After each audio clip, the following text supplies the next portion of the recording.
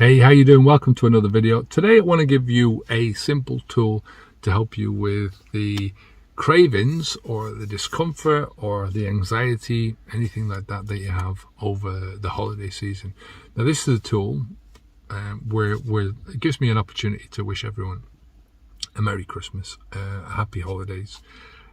If you're celebrating this, I hope you have a great time, which I am. I'm going to celebrate with my sister, my family. So, but you can use this tool for any other time of the year. You know, if you're stopping drinking in January, you can use it then. If you're stopping drinking in June, you can use it then. It's not specifically for a specific occasion.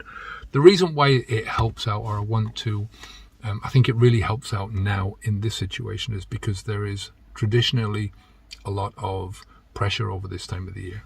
Right? There's a lot of pressure involving family, expectations, traditions, all those kind of things come into play. So I really think that you need a sort of a process to use if you're feeling anxious, if you're feeling cravings, if you're feeling any unwanted discomfort, is to go through just a short process, right? And this process involves thinking, adjusting, coping. So the first part of this is thinking.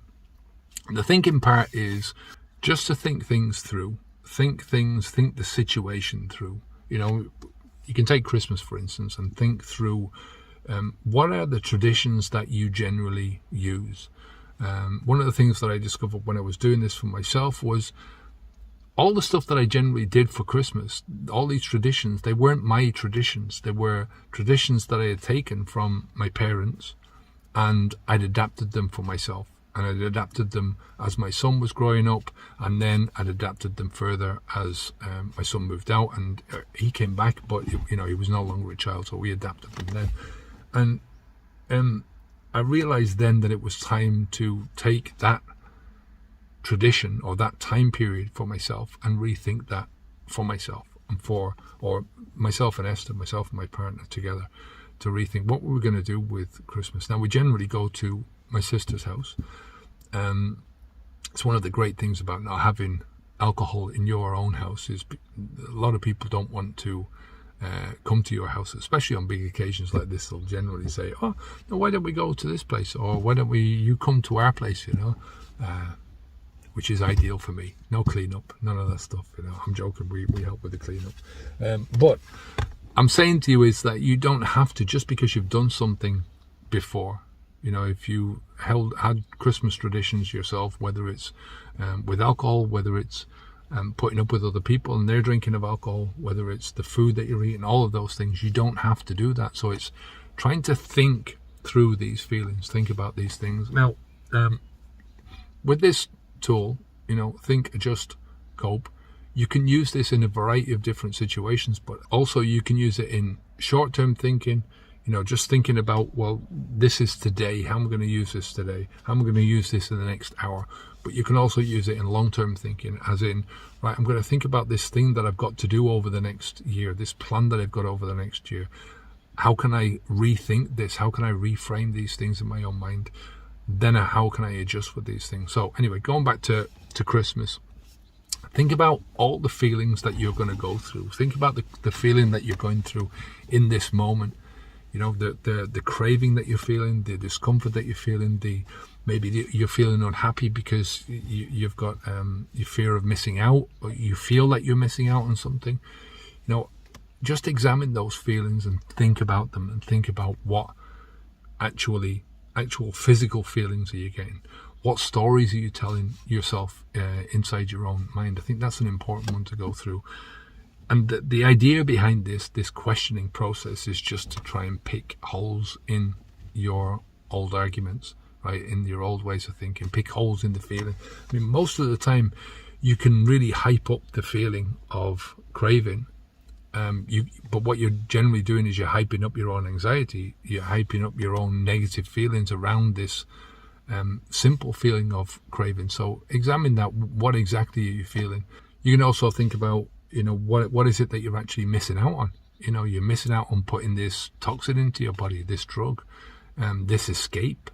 I mean, one of the things about Christmas that I love is the family aspect of it, being with my family, having a laugh, just enjoying their company, having great conversations, all things like that, but just being there. The Christmas dinner is a good tradition that I like, and I love doing that, repeating that. If I wasn't going to my sister's house, then we would definitely go out somewhere, or, maybe cook ourselves, I don't know. But it's something that I like, and I like the fact that there's a lot of people around, a lot of my family around, that kind of thing. So any alcohol now would just ruin that for me, so think about it from that perspective. Then you move on to the next phase. Once you've thought it through and you've started to pick holes with it, then what you're left with, you adjust your thinking then to that perspective. So you say to yourself, I'm thinking differently about this now, this trigger. This is only a trigger. I don't really have to push through with it. It's only a feeling of being uncomfortable, and I don't have to do anything about it. If I have a drink now, is it going to really do anything for me psychologically? It's definitely not going to do anything. Maybe it'll push it down a little bit physically, but psychologically. And, you can see where that's going to lead you. So you adjust to that new fact. The one thing to understand with all of this is that you will never, ever regret the drink that you didn't have yesterday. And you can use this for, I don't regret the drink that I didn't have this morning. I don't regret the drink that I didn't have this afternoon. So why would I get to this evening and regret the drink that I didn't have now? So play that tape over in your head about where you're going to go. If I have a drink now, what's going to be the outcome? I'm going to get up tomorrow morning, most definitely, because I really wanted to do this.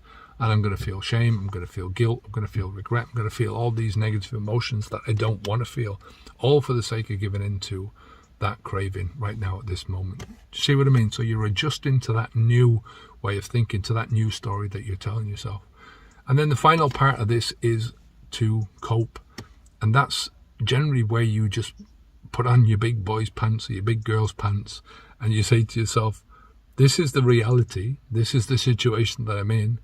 I want to enjoy myself, so I'm going to cope with that feeling, that the residual bits of discomfort that I have, I'm going to cope with that, and I'm going to move on, and I'm going to enjoy myself regardless of what I'm telling myself I shouldn't be doing.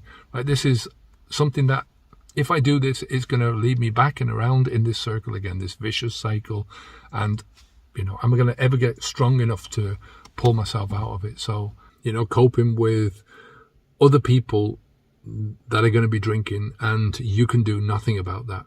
There's just literally nothing you can do about it, except if you take yourself out of the situation. That's always a choice for you, to say to yourself, well, my only way of coping with this is to leave, right?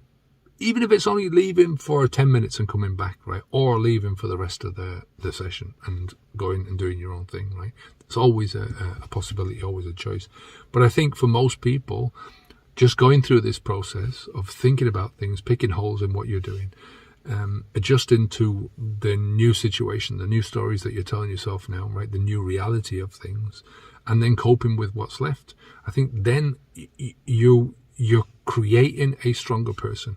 To get to that strong person who doesn't want to drink anymore, you have to build that person bit by bit by bit, right? It doesn't happen overnight, right? It doesn't happen just because you say you're going to do something, right? If it was that easy, everyone would do it, right? But it's not. It's something that happens over time.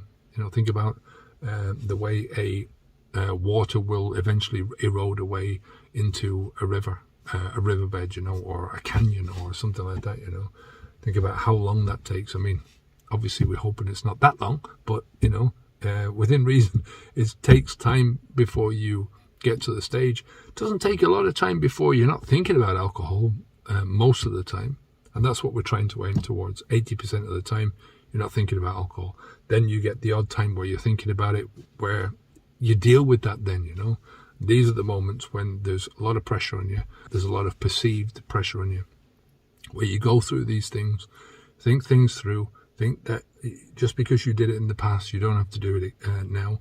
Just because other people around you are drinking doesn't mean to say you have to drink. Just because you're feeling a little bit down because you're not drinking and you're feeling a bit uncomfortable doesn't mean to say that you cannot enjoy yourself. It's never about what's going on outside of you, what's going on in the environment, what other people are doing. It's always about how you respond.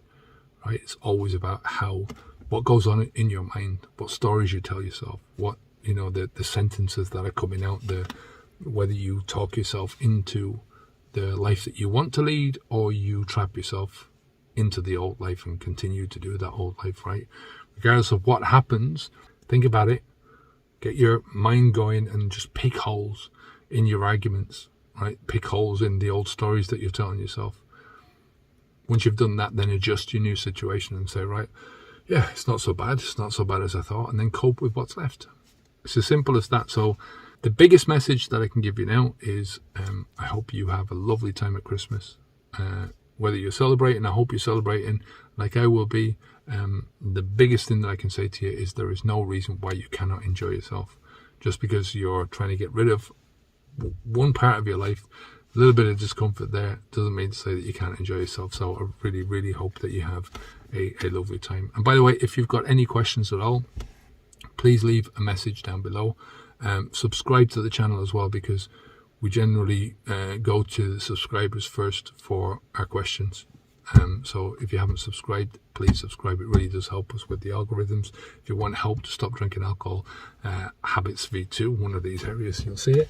Come on over there and take care of yourself, and I'll speak to you again soon. A very, very happy Christmas to you. Take care. Bye now.